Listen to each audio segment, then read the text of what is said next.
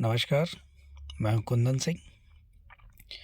मैंने इससे पहले एक वीडियो बनाई थी जो सही तरीके से बन नहीं पाई थी,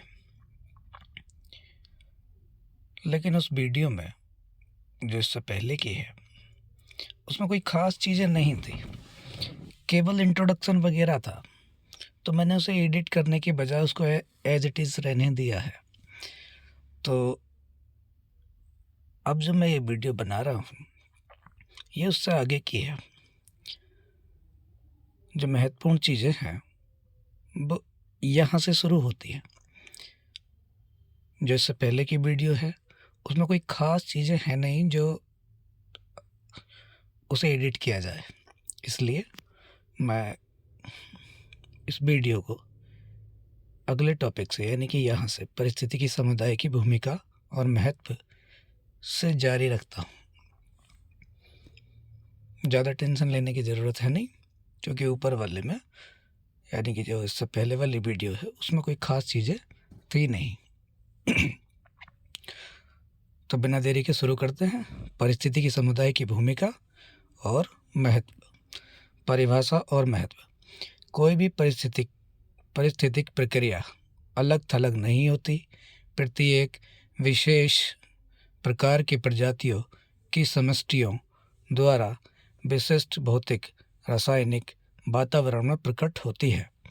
एक पारिस्थितिक समुदाय को प्रजातियों की समष्टियों के रूप में देखा जा सकता है जो एक ही समय में एक ही निवास स्थान पर कब्जा करती हैं और अंतर संबंध की संभावना रखती हैं। एक समुदाय को एक अंतर संबंधित प्रजातियों के समूह के रूप में परिभाषित किया जा सकता है जो किसी विशिष्ट भौगोलिक क्षेत्र में एक साथ होते हैं। ऐसी प्रजातियों का समूह जिनका पारिस्थितिक कार्य और गति की किसी न किसी रूप में परस्पर निर्भर होते हैं। पुटमैन 1994। पारिस्थितिकी समुदाय के उदाहरण। वन समुदाय। इसमें पेड़, झाड़ीदार पौधे, कवक, स्तनधारी पक्षी, कीड़े और विघटक शामिल होते हैं। दूसरा, कोरल रीफ समुदाय। इसमें विभिन्न प्रकार के कोरल, मछलियाँ, मोलास्क, क्रस्टेशियन, शैवाल और अन्य समुद्री जीव शामिल होते हैं। घास भूमि समुदाय। इसमें घास, शाकाहारी जैसे बाइसन या जेब्रा, शिकारी जैसे शेर या भेड़िए, कीड़े और ज़मीन पर घोंसला बनाने वाले पक्षी शामिल होते हैं। मीठे पानी का तालाब समुदाय। इसमें जल, पौधे, मछलियाँ, उभयचर, कीड़े, प्लेबक और सूक्ष्म जीव शामिल होते हैं। मरुस्थलीय समुदाय। इसमें कैक्टस, झाड़ियाँ, सरीसृप, कीड़े, कृंतक और निशाचर स्तनधारी शामिल होते हैं। समुदाय की विशेषताएं। प्रजाति विविधता। किसी समुदाय में प्रजातियों की विविधता, जिसमें प्रजाति संपन्नता और प्रजाति समानता शामिल है। उपपोषण संरचना। प्रजातियों के बीच भोजन संबंधी संबंध जो समुदाय के भीतर ऊर्जा और पोषक तत्वों के प्रवाह को निर्धारित करते हैं, जैसे प्राथमिक उत्पादक, उपभोक्ता और विघटक। प्रभुत्व। एक या कुछ प्रजातियों की उपस्थिति जो अधिक प्रचुर मात्रा में होती है या समुदाय की संरचना और कार्य पर महत्वपूर्ण प्रभाव डालती है। उत्तराधिकार। वह प्रक्रिया जिसके द्वारा समुदाय की प्रजाति संरचना समय के साथ बदलती है। स्थानिक संरचना। किसी समुदाय में प्रजातियों की भौतिक व्यवस्था, जिसमें समूह बनाना, समानता या यादृच्छिकता जैसे पैटर्न शामिल होते हैं। कालिक संरचना। समुदाय के भीतर जैविक घटनाओं और गतिविधियों का समय जिसमें मौसमी परिवर्तन और दैनिक चक्र शामिल है। स्थिरता, किसी समुदाय की परेशानियों का विरोध करने या उनसे उबरने की क्षमता। समय के साथ अपनी संरचना और कार्य को बनाए रखना। परस्पर निर्भरता, समुदाय के भीतर प्रजातियों के बीच अंतर संबंध और संबंध जिसमें परस्परवाद, परभक्षी, प्रतिस्पर्धा और परजीविता शामिल है। विभिन्न प्रकार की जैविक अंतर संबंध।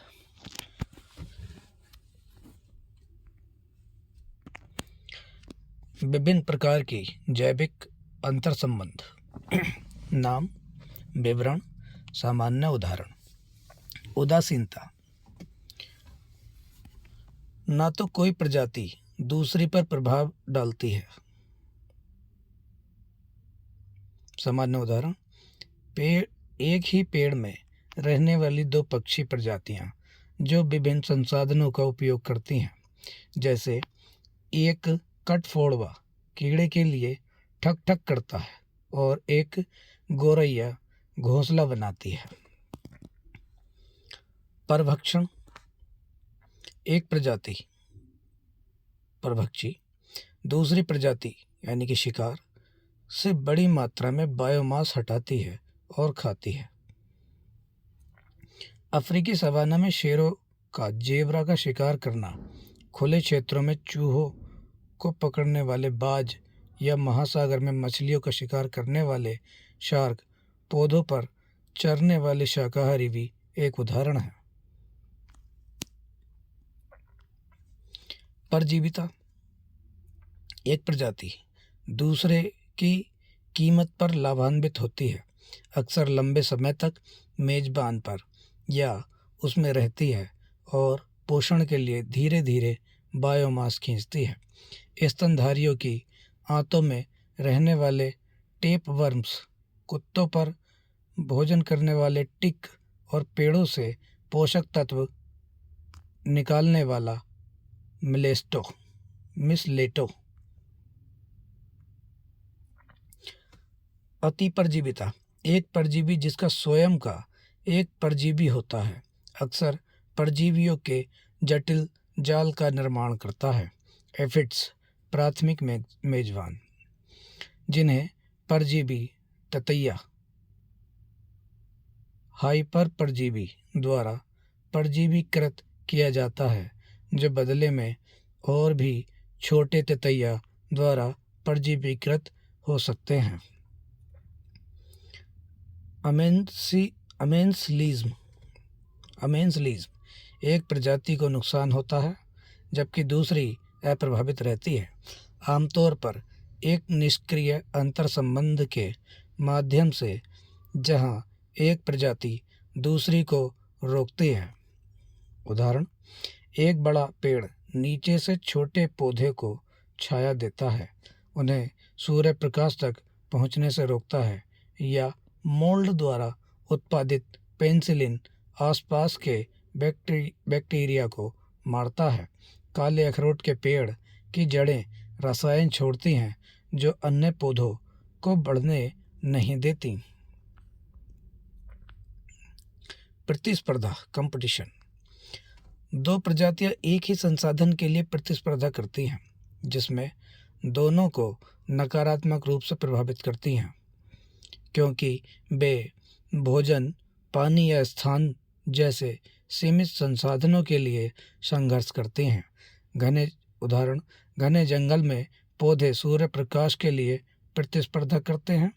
एक ही क्षेत्र में शिकार के लिए भेड़िए और भालू प्रतिस्पर्धा करते हैं, या एक चट्टान पर जगह के लिए बार्नकल और मसल्स प्रतिस्पर्धा करते हैं। सहभोजिता, एक प्रजाति लाभान्वित होती है जबकि दूसरी ना तो मदद करती है और ना ही नुकसान पहुंचाती है। एक गैर पारस्परिक संबंध जहां एक प्रजाति को लाभ मिलता है। बार्नकल वेल से चिपककर गतिशीलता और पोषक तत्व युक्त जल तक पहुंच प्राप्त करते हैं। पक्षी पेड़ों में घोंसले बनाते हैं ताकि बिना पेड़ को प्रभावित किए सुरक्षा प्राप्त हो सके। प्रोटोकोऑपरेशन, दोनों प्रजातियां अंतर संबंध से लाभान्वित होती हैं, लेकिन उनके अस्तित्व के लिए यह अनिवार्य नहीं होता। अक्सर परस्पर लाभ प्रदान करते हैं बिना निर्भरता के। उदाहरण, पक्षी बड़े स्तनधारियों जैसे भैंस से कीड़े खाते हैं, चींटियां शहद के लिए एफिड्स को पालती हैं, या मगरमच्छ के दांत साफ करने वाले पक्षी राइजोबियम और लेग्यूम का संबंध भी एक उदाहरण है। वे दोनों एक दूसरे के बिना जीवित रह सकते हैं, लेकिन नाइट्रोजन स्थिरीकरण के लिए उनका सहयोग आवश्यक है। पारस्परिकता, दोनों प्रजातियां लाभान्वित होती हैं और उनके अस्तित्व के लिए यह अनिवार्य होता है। एक पारस्परिक संबंध बनाते हैं जहां दोनों पक्ष एक दूसरे पर निर्भर होते हैं। उदाहरण, फूलों के परागण के दौरान शहद की मक्खियां अमृत एकत्रित करती हैं, या माइकोराइजल कवक और पौधे की जड़ें पोषक तत्वों का आदान प्रदान करती हैं। लाइकेन भी पारस्परिकता के उदाहरण हैं। खाद्य श्रृंखला और खाद्य जाल।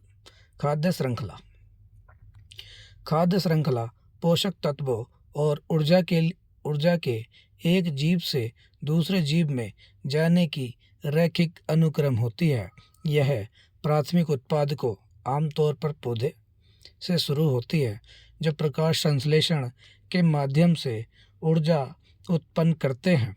शाकाहारी या प्राथमिक उपभोक्ता प्राथमिक उत्पादकों को खाते हैं और फिर मांसाहारी या द्वितीयक उपभोक्ता शाकाहारियों को खाते हैं। यह क्रम तृतीयक उपभोक्ताओं और शीर्ष शिकारी तक जारी रह सकता है। विघटक जैसे बैक्टीरिया और कवक सभी स्तरों पर मृत जीवों को तोड़ते हैं और पोषक तत्वों को मिट्टी में वापस लाते हैं। एक सरल खाद्य श्रृंखला का उदाहरण,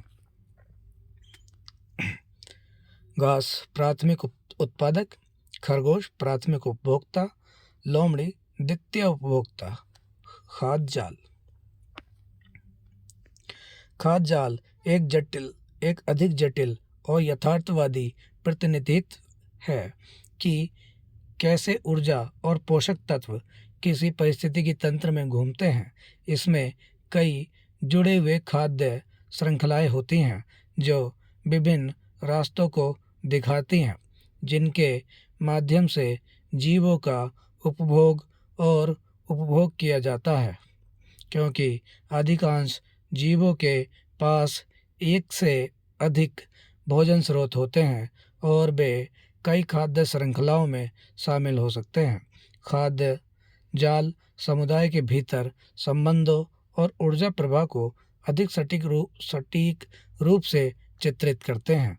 एक सरल खाद्य जाल का उदाहरण, घास, खरगोश, लोमड़ी।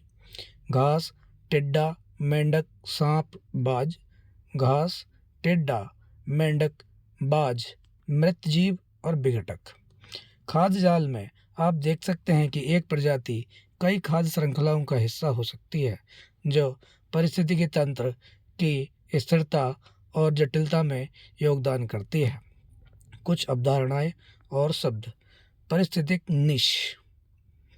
पारिस्थितिक निश किसी प्रजाति की उसके पर्यावरण में भूमिका और स्थिति को संदर्भित करता है, जिसमें सभी जैविक और अजैविक कारकों के साथ उसके अंतर संबंध शामिल होते हैं।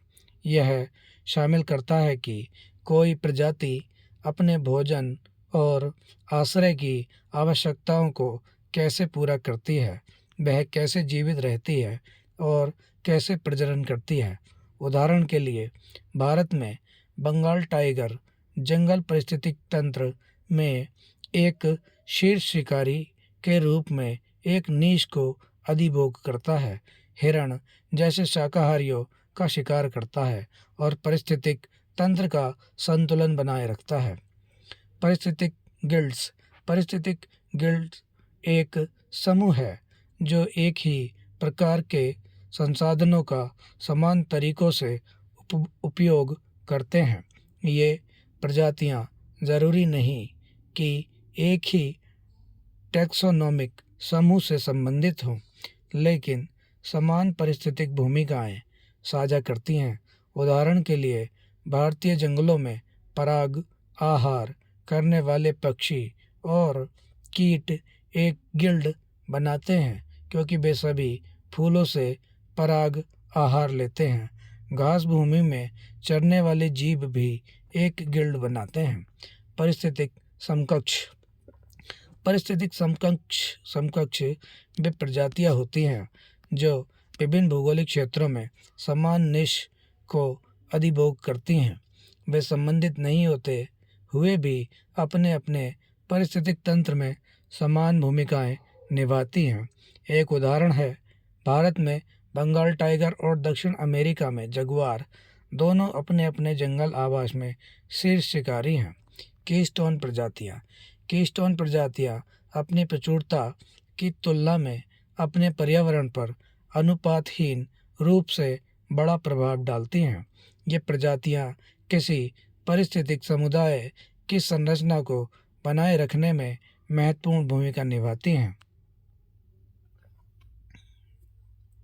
भारत में एशियाई हाथी को एक कीस्टोन प्रजाति माना जाता है क्योंकि उसके क्रियाकलाप जैसे पेड़ों को उखाड़ना और जल होल बनाना व पारिस्थितिक तंत्र को महत्वपूर्ण रूप से आकार देते हैं और विभिन्न अन्य प्रजातियों को लाभ पहुंचाते हैं। कीस्टोन प्रजातियों के और भी उदाहरण। कीस्टोन प्रजातियां, पारिस्थितिक तंत्र, भूमिका और प्रभाव। समुद्री ऊदबिलाव, तटीय प्रशांत महासागर। समुद्री आर्चिन का शिकार करते हैं। केल्प जंगलों के अत्यधिक चराई को रोकते हैं जो समुद्री प्रजातियों के लिए महत्वपूर्ण आवास है। बीबर उत्तरी अमेरिकी वन बांध बनाते हैं जिससे आर्द्र भूमि बनती है जो आवास प्रदान करती है और जल शुद्धिकरण और बाढ़ नियंत्रण में मदद करती है। भेड़िए येलोस्टोन नेशनल पार्क बड़े शाकाहारियों जैसे एल्क की आबादी को नियंत्रित करते हैं, संतुलित पारिस्थितिक तंत्र बनाए रखते हैं। सितारा मछली इंटरटाइडल जोन प्रशांत उत्तर पश्चिम मसल्स का शिकार करते हैं, उन्हें जगह और संसाधनों पर एकाधिकार करने से रोकते हैं, जैव विविधता बनाए रखते हैं। शार्क समुद्री पारिस्थितिकी तंत्र शीर्ष शिकारी के रूप में समुद्री प्रजातियों की आबादी को नियंत्रित करते हैं, विविधता और पारिस्थितिकी तंत्र की संरचना बनाए रखते हैं। अंजीर उष्ण कटिबंधीय वन विभिन्न जानवरों के लिए वर्ष भर खाद्य स्रोत प्रदान करते हैं। स्केर्स कमी के दौरान प्रजातियों के अस्तित्व का समर्थन करते हैं। प्रेरी कुत्ते उत्तरी अमेरिकी घास भूमि खुदाई से मिट्टी को हवादार करते हैं, पौधों की वृद्धि को बढ़ावा देते हैं और अन्य प्रजातियों के लिए आवास प्रदान करते हैं। कोरल रीफ पारिस्थितिकी तंत्र रीफ के लिए आवश्यक संरचना प्रदान करते हैं जो समुद्री जीवन की एक विशाल विविधता का समर्थन करते हैं।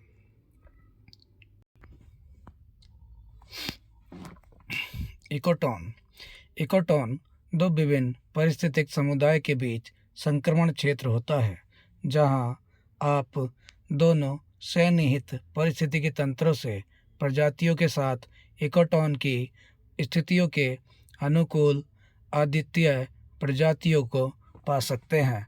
भारत में सुंदरवन जहां नदी और समुद्री पारिस्थितिकी तंत्र मिलते हैं एक इकोटोन के रूप में काम करते हैं। और बंगाल टाइगर और खारे पानी के मगरमच्छ जैसे आदित्य प्रजातियों का समर्थन करते हैं। As effect. एज इफेक्ट उन परिवर्तनों को संदर्भित करता है जो दो आवासों की सीमा पर जनसंख्या या समुदाय संरचनाओं में होते हैं। अक्सर इन सीमाओं पर प्रजातियों की विविधता और घनत्व बढ़ जाती है। भारत में कृषि क्षेत्रों और वन पैचों के बीच की सीमा एज इफेक्ट प्रदर्शित करती है, जहां एक ही स्थान पर खेतों और वनों से प्रजातियों को पाया जा सकता है, जैसे मोर और विभिन्न कृंतक। पारिस्थितिकी अनुक्रमण। परिभाषा और महत्व। पारिस्थितिक अनुक्रमण वह प्रक्रिया है जिसके द्वारा किसी समुदाय की प्रजाति संरचना समय के साथ बदलती है। यह गतिशील प्रक्रिया विभिन्न चरणों की एक श्रृंखला शामिल करती है जो एक स्थिर क्लाइमेक्स समुदाय की ओर ले जाती है जो पर्यावरण के साथ संतुलन में होती है। अनुक्रमण पारिस्थितिकी तंत्र के विकास, पुनर्प्राप्ति और स्थिरता में महत्वपूर्ण भूमिका निभाता है। अनुक्रमण के प्रकार। प्राथमिक अनुक्रमण यह निर्जीव क्षेत्रों में होता है जहाँ कोई मिट्टी नहीं होती, जैसे ज्वालामुखी विस्फोट या ग्लेशियर।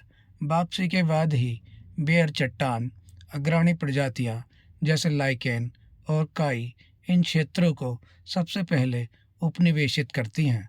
धीरे धीरे अन्य प्रजातियों के निवास के लिए मिट्टी बनाती हैं।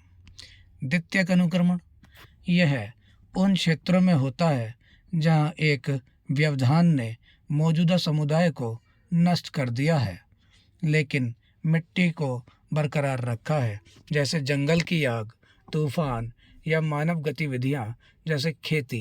पुनर्प्राप्ति प्रक्रिया प्राथमिक अनुक्रमण की तुलना में तेज होती है क्योंकि मिट्टी पहले से ही बीज और पोषक तत्वों को समाहित करती है। कारक तत्व। व्यवधान प्राकृतिक घटनाएं जैसे आग, बाढ़, तूफान और समान मानव गतिविधियां जैसे वनों की कटाई, कृषि अनुक्रमण की शुरुआत कर सकती है, जिससे नई प्रजातियों के लिए किसी क्षेत्र को उपनिवेशित करने के अवसर पैदा होते हैं। जैविक अंतर संबंध प्रजातियों के बीच प्रतिस्पर्धा, परभक्षण और सहजीवन अनुक्रमण की दिशा और दर को प्रभावित करते हैं। अजैविक कारक जलवायु, मिट्टी का प्रकार और जल और पोषक तत्वों की उपलब्धता प्रजातियों की संरचना और अनुक्रमण की प्रगति को प्रभावित करते हैं। अनुक्रमण का पैटर्न। अग्रणी चरण अग्रणी प्रजातियों की उपनिवेशन की विशेषता होती है जो कठोर परिस्थितियों के अनुकूल होती है। ये प्रजातियां पर्यावरण को संशोधित करती हैं जिससे अन्य प्रजातियों के स्थापित होने के लिए इसे अधिक उपयुक्त बनाती है। मध्यवर्ती चरण जैसे जैसे पर्यावरण अधिक मेहमान नवाज बनता है, अधिक विविध प्रजातियां जिनमें घास, झाड़ियां और छोटे पेड़ शामिल हैं, क्षेत्र को उपनिवेशित करना शुरू करते हैं। इन चरणों के दौरान प्रजातियों की विविधता और बायोमास बढ़ती है। क्लाइमेक्स समुदाय अनुक्रमण का अंतिम चरण जहां समुदाय एक स्थिर स्थिति तक पहुंचता है। यह चरण एक विविधता और संतुलित पारिस्थितिकी तंत्र की विशेषता है जिसमें प्रमुख प्रजातियां होती हैं जो स्थानीय पर्यावरण के अनुकूल होती है। पारिस्थितिक अनुक्रमण पारिस्थितिकी तंत्र के लचीलापन और अनुकूलनशीलता को दर्शाता है। यह दर्शाता है कि कैसे जैविक और अजैविक कारक लगातार प्राकृतिक विश्व को आकार देते हैं। पारिस्थितिकी तंत्र एक पारिस्थितिकी तंत्र जीवों का एक समुदाय है, जैसे पौधे, जानवर और सूक्ष्म जीव, जो अपने भौतिक वातावरण के साथ परस्पर क्रिया करते हैं, जिसमें हवा, पानी और खनिज मिट्टी शामिल है। ये परस्पर क्रियाएं जटिल संबंधों का एक जाल बनाती हैं जो पारिस्थितिक तंत्र को बनाए रखती हैं, जिससे ऊर्जा का प्रवाह, पोषक तत्वों का चक्रण और जनसंख्या गतिकी का नियंत्रण संभव होता है। पारिस्थितिकी तंत्र की अवधारणा को पहली बार ब्रिटिश पारिस्थितिकी विज्ञानी आर्थर टेंसले ने 1935 में प्रस्तुत किया था। एक बार किसी क्वेश्चन पेपर में इस वैज्ञानिक का नाम पूछा था कि पारिस्थितिकी तंत्र की अवधारणा को पहली बार किस वैज्ञानिक ने दिया था। कुछ इसी प्रकार क्वेश्चन था और इस वैज्ञानिक का नाम पूछा था। पारिस्थितिकी तंत्र के प्रकार: वन पारिस्थितिकी तंत्र वृक्षों और अन्य पौधों की प्रजातियों का सघन संग्रह जो विविध पशु जीवन का समर्थन करता है। उदाहरणों में उष्ण कटिबंधीय वर्षा वन और समशीतोष्ण पतझड़ वन शामिल है। घास भूमि पारिस्थितिकी तंत्र: बड़ी झाड़ियाँ या पेड़ों के बजाय घासों का प्रभुत्व होता है। ये पारिस्थितिकी तंत्र मध्यम वर्षा वाले क्षेत्रों में पाए जाते हैं। उदाहरणों में प्रेरी और सवाना शामिल है। रेगिस्तान पारिस्थितिकी तंत्र: कम वर्षा और चरम तापमान से युक्त रेगिस्तान विशेष रूप से अनुकूलित पौधों और जानवरों का समर्थन करते हैं। उदाहरण में थार, सहारा और मेज़ाबे रेगिस्तान शामिल है। जलीय पारिस्थितिकी तंत्र: इसमें मीठे पानी और समुद्री पर्यावरण दोनों शामिल होते हैं। मीठे पानी के पारिस्थितिकी तंत्र में नदियाँ, झीलें और धाराएं शामिल हैं, जबकि समुद्री पारिस्थितिकी तंत्र महासागरों और समुद्रों को कवर करते हैं।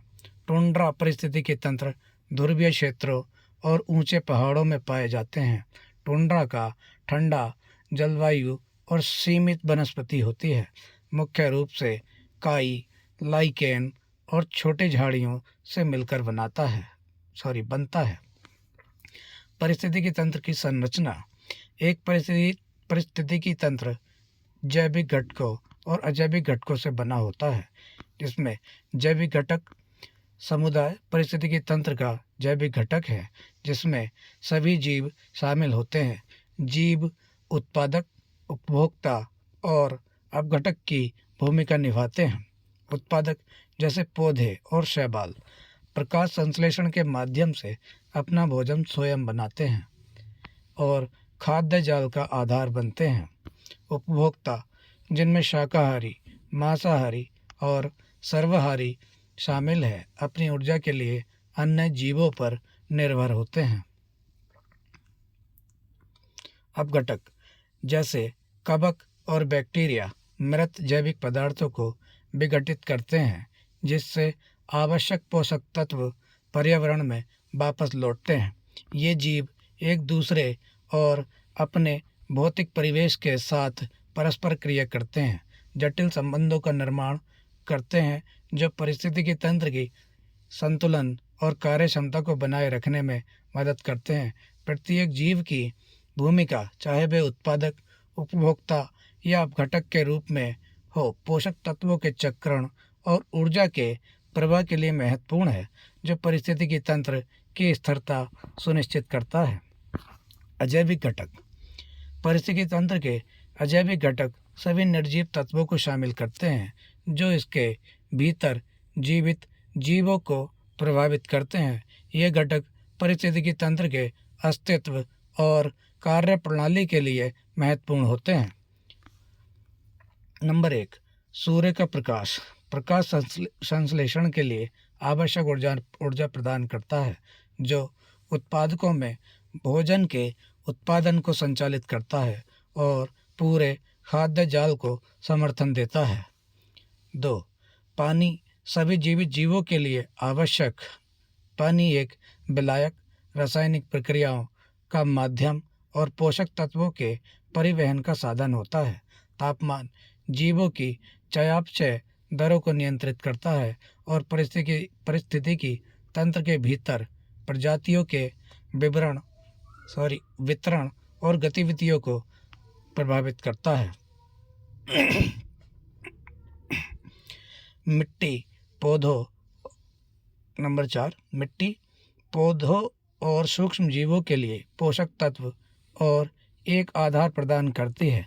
पोषक तत्वों के चक्रण और पौधों की वृद्धि में महत्वपूर्ण भूमिका निभाती है। वायु नंबर 5 वायु ऑक्सीजन और कार्बन डाइऑक्साइड। ऑक्सीजन जानवरों और पौधों में श्वसन के लिए आवश्यक है, जबकि कार्बन डाइऑक्साइड का उपयोग पौधों द्वारा प्रकाश संश्लेषण के दौरान किया जाता है। नंबर 6 खनिज और पोषक तत्व। नाइट्रोजन, फास्फोरस और पोटेशियम जैसे तत्व जीवों की वृद्धि और विकास के लिए महत्वपूर्ण होते हैं। नंबर 7 पीएच स्तर। पर्यावरण की अम्लता या क्षारीयता पोषक तत्वों की उपलब्धता और जीवों के स्वास्थ्य को प्रभावित करती है। आर्द्रता नंबर 8 आर्द्रता जीवों में पानी के संतुलन को प्रभावित करती है और उनके चयापचय प्रक्रियाओं और आवास प्राथमिकताओं को प्रभावित कर सकती है।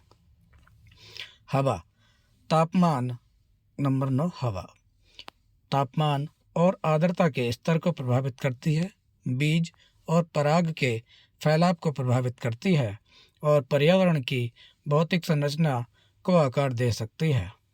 नंबर 10 टोपोग्राफी परिदृश्य की भौतिक विशेषताएं जैसे ऊंचाई और ढलान, जल निकासी, मिट्टी के निर्माण और पारिस्थितिकी तंत्र के भीतर सूक्ष्म जलवायु को प्रभावित करती है। ये अजैविक घटक जैविक घटकों के साथ परस्पर क्रिया करते हैं, एक गतिशील परस्पर निर्भर प्रणाली बनाते हैं जो पारिस्थितिकी तंत्र की विविधता और उत्पादकता को समर्थन देती है। न्यूनतम का नियम और सहनशीलता का नियम। इस टॉपिक को छोड़ते हैं हम कल के लिए। आज के लिए क्लास लगभग पर्याप्त लंबी हो चुकी है, लगभग आधे घंटे की क्लास हो गई है। तो जैसे कि मैंने कल बताया था, मैं आज एक बार फिर से रिपीट कर देता हूँ कि संसाधनों के अभाव की वजह से मैं पूरी तरीके से वीडियो नहीं बना पा रहा हूँ। अभी जो भी चीज़ है मैं उसी से बना रहा हूँ। जैसे ही मुझ पर संसाधन हो जाते हैं मैं बाकायदे टोटल चीज़ यूपीएससी और पीसीएस के लेवल की ही उपलब्ध कराऊंगा और बाकायदे उपलब्ध कराई जाएगी, जिसमें कोई फीस फाइन आपसे नहीं लिया जाएगा। थोड़ा विश्वास रखें, अभी जो फ़िलहाल आपको मिल रहा है उससे काम चला लें। तो आज के लिए क्लास बस इतनी ही, बाकी कल देखते हैं। कल हमारी तीसरी क्लास होगी और उसे हम यहाँ से शुरू करेंगे, न्यूनतम का नियम और सहनशीलता का नियम। तो आज के लिए थैंक यू।